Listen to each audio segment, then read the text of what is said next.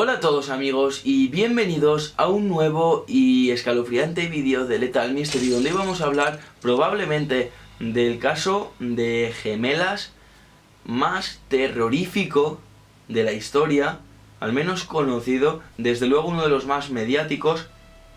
Y muchos que no tengáis ningún tipo de conocimiento sobre el tema pensaréis, ¿qué tiene terrorífico unos hijos que sean gemelos o gemelas? Y es que hay muchas teorías sobre que no es lo mismo ser hermanos o parientes, ya sea más cercanos o más lejanos, que ser en concreto gemelos, ya que muchos piensan que los gemelos tienen un vínculo más allá, un vínculo mucho más arraigado, mucho más cercano, que en algunos casos lo es tanto que les permite incluso tener un idioma propio, solo entre esas dos personas, comunicarse de mente a mente, es decir, sin hablar, telepáticamente, dirían algunos. Y si esto, además, se torna hacia la maldad, hacia lo malévolo, por la maldad que ya traen estas personas, digamos, podría ser terrorífico, como bien estáis imaginando. Parece ser que esto ya ha sucedido, y como digo, hoy vamos a hablar de uno de los casos más mediáticos y desde luego más misteriosos y espeluznantes, que es el de las gemelas Gibbons. Así que hoy vamos a investigar un poco más sobre este tema, que desde luego es, como digo, escalofriante.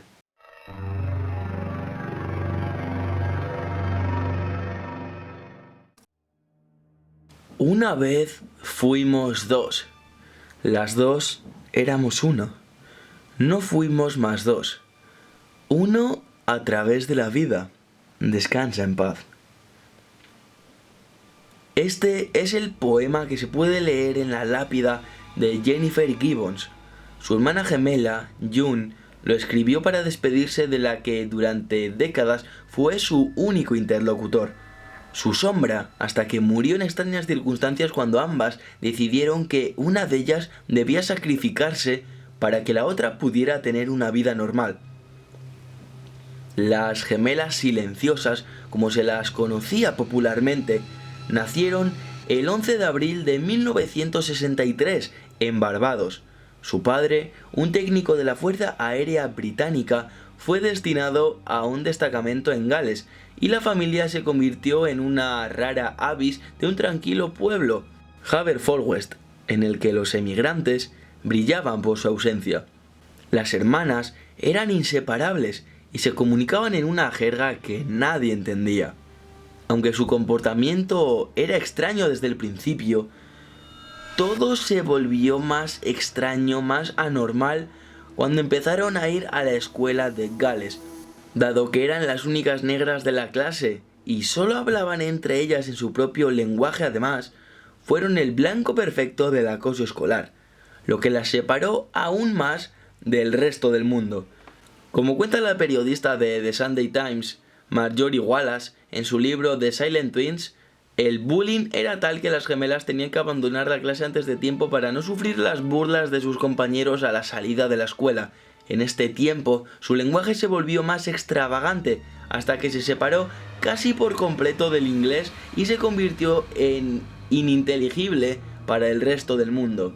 Llegado un punto, las gemelas dejaron de comunicarse hasta con sus propios padres.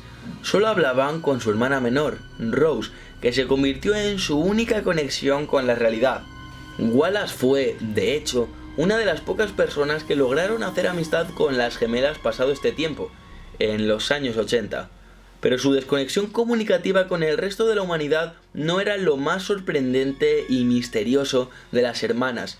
Casi todo el mundo usaba la misma palabra para definir su comportamiento: zombies.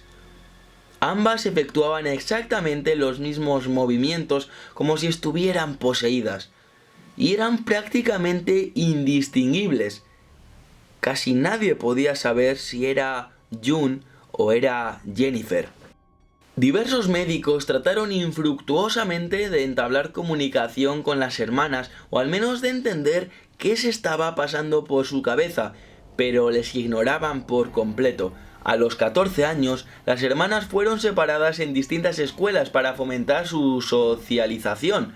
El remedio resultó de hecho peor que la enfermedad.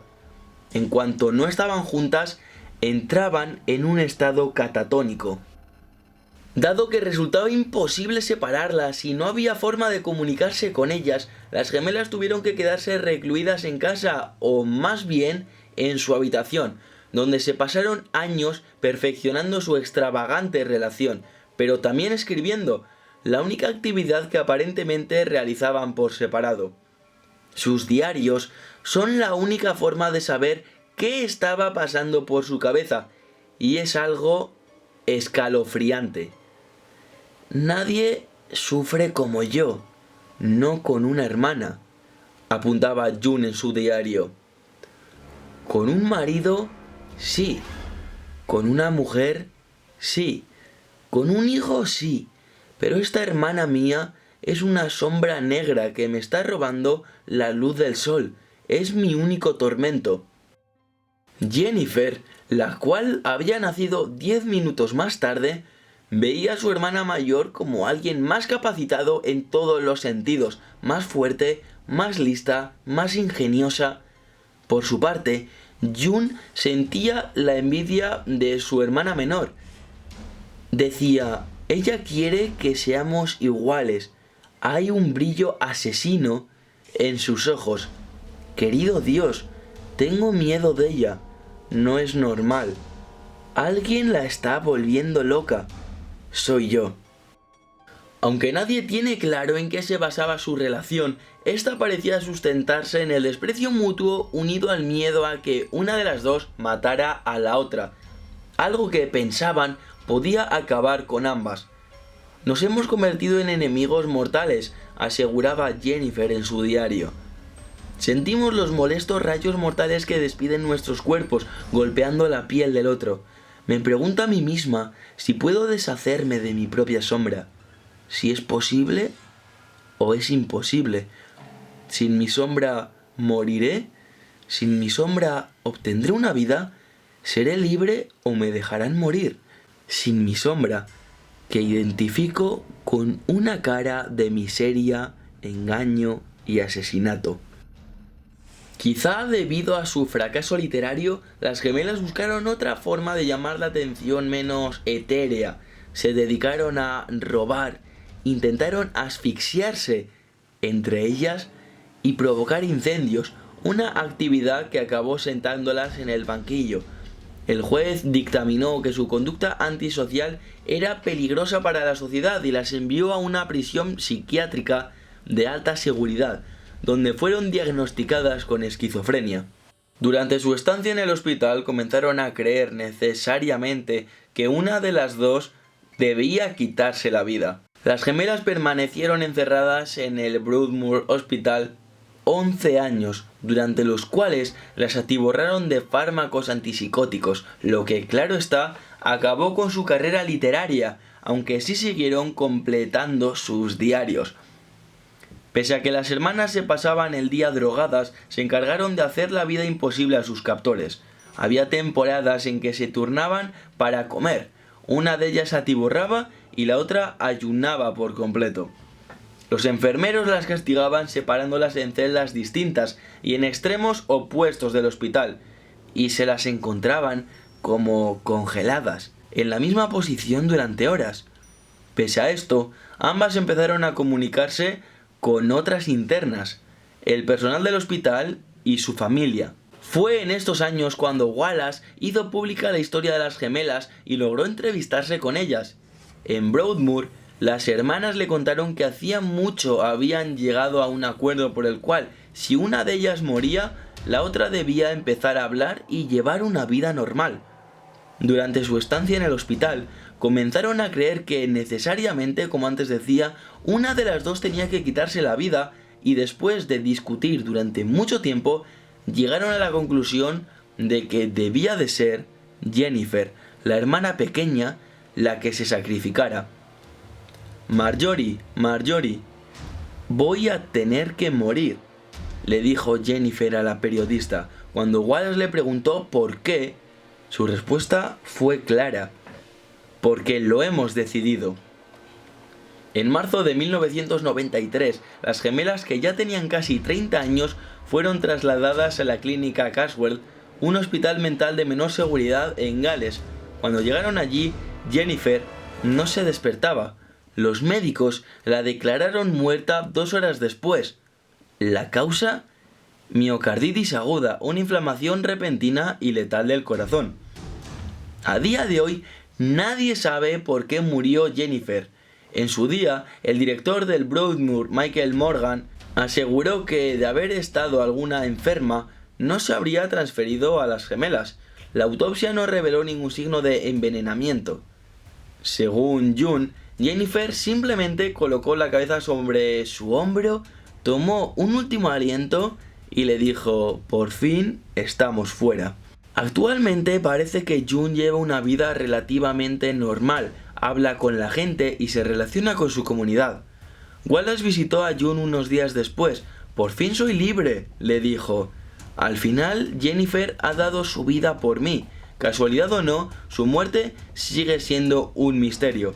Obviamente, la libertad de la que habla no es estar fuera del centro psiquiátrico, sino por fin haberse liberado de su hermana. En la actualidad, June, como decía, lleva una vida relativamente normal. En el 2000 ofreció una reveladora entrevista a The New Yorker en la que cuenta que quiere casarse y tener hijos con un rasta, como Bob Marley. Desde 2008 dejó de recibir atención psiquiátrica y vive en su propia casa, cerca de sus padres, en el oeste de Gales. Realmente esta historia parece sacada de una película de miedo, de una película de suspense. Y es que, ¿cómo puede aceptar uno que unas gemelas pueden ser capaces de desarrollar, no de adultas, sino cuando son niñas con 4 o 5 años aproximadamente, un idioma suyo totalmente ininteligible para el resto de la sociedad? Y bueno, aunque esto sea posible, ¿por qué se tornaban hacia los extremos malvados de la vida? ¿Por qué tenían estos pensamientos? ¿Por qué reflexionaban en sus diarios de esta forma de su hermana? Debían de estar en principio muy unidas, no se separaban. Entonces, no sé, podía ser que no tenían, eran totalmente antisociales, podían pensar algunos de aquellas y pensar que no se sabían relacionar con los demás y que su relación mutua era la única buena, solo ellas dos congeniaban. Pero después de saber que de alguna forma se odiaban, que de alguna forma se tenían miedo una a la otra, las dos pensaban que su hermana gemela la podía asesinar en cualquier momento. De verdad que es algo que no tiene explicación, es uno de los misterios que más me ha traído desde hace mucho. No lo había traído nunca al canal, pero tras estar unos días investigando me he visto obligado a traerlo, ya que, no sé, es algo que de verdad me cautiva. Es impresionante, es uno de los casos sin duda más impresionantes que he traído al canal, así que espero que os haya gustado. De hecho, debo decir también que estas no son las dos únicas gemelas malditas, embrujadas, gemelas extrañas, no sé cómo llamarlas, que ha existido a lo largo de la historia. Así que si os ha gustado el tema, por supuesto me podéis dejar vuestro like y haré más vídeos sobre esta temática. Ahora bien, como digo, espero que os haya gustado, dejarme de nuevo un like si es así y hasta el próximo vídeo.